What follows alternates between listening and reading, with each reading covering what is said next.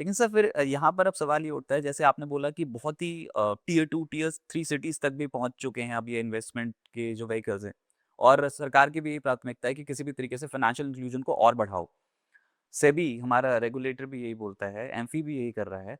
अच्छा पर मुद्दा ये है कि इंडिया की ग्रोथ तो बहुत स्ट्रॉन्ग है। इस दशक के अगर स्टार्ट में बात करते तो सब कह रहे थे कि ये जो दशक होगा ये भारत के नाम होगा। अब हम खड़े हैं 2026 में और अब जिस तरीके की हम बातें सुनते हैं कि जो भारतीय बाज़ार हैं वो उतने आकर्षक नहीं हैं, विदेशी निवेशक नहीं आ रहे हैं, जो बाकी के एशियन पीयर्स हैं वो ज़्यादा आकर्षक हो गए हैं। तो ये अचानक से बाज़ी क्यों पलट रही है?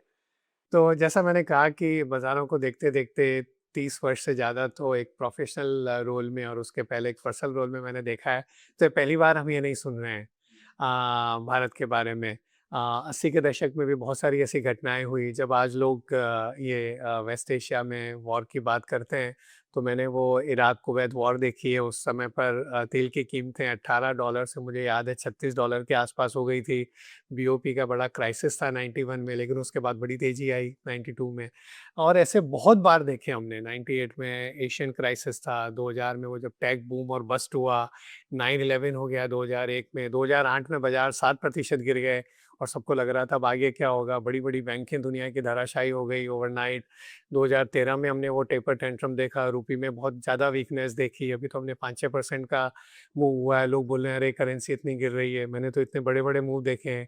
90s में लाइक 31.37 से 40 का हो गया था रुपया या उसके बाद जब 40 से 60 रुपया हो गया, तो बहुत बार हमने देखा है, ऐसा पहली बार नहीं हुआ। लेकिन मुझे एक चीज़ ध्यान है कि जब मैंने करियर की शुरुआत करी होगी तब अगर मैं सेंसेक्स को वो 85 से आई थिंक उन्होंने पब्लिश करना चालू करा।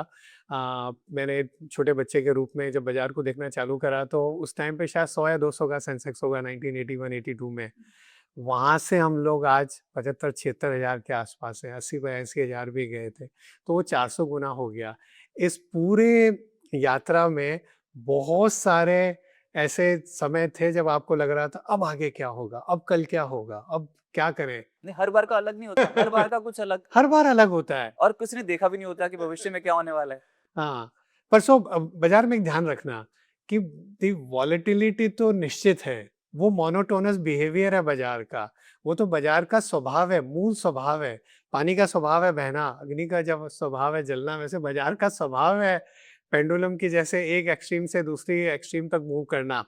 सो बाज़ार में एक पेसिमिज़्म होता है, वहाँ से फिर एक ऑप्टिमिज़्म आता है, उसके बाद एक यूफ़ोरिया होता है, फिर पैनिक आता है और फिर क्रैश होता है, फिर वापस पेसिमिज़्म से ऑप्टिमिज़्म। ये साइकिल तो चलता ही रहता है। ये तो एक मैं कहूँ कि बाज़ार की प्रकृति है, उसे समझ लेना बहुत ज़्यादा ज़रूरी है। कारण बदलेंगे, वो ऑप्टिमिज़्म के, वो यूफ़ोरिया के, वो पैनिक के, वो क्रैश के और वापस ऑप्टिमिज़्म के कारण बदलते रहेंगे। पर स्ट्रेस आएगा, उसके बाद कुछ स्टिमुलस होगा, सॉल्यूशन होगा, उसके बाद कुछ स्टोरीज़ बनेगी और वो स्टोरीज़ आपको बड़ी यूफ़ोरिक एक दौर में ले जाएगी और वहाँ से वापस पैनिक होएगा। सो ये बाज़ार का साइकिल है।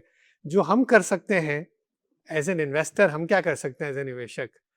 कि उसको समझ लें कि ये साइकिल तो ऐसा होना ही है, ये वॉलेटिलिटी होनी है, लेकिन हमारे कंट्रोल में बाज़ार क्या करेगा वो नहीं है।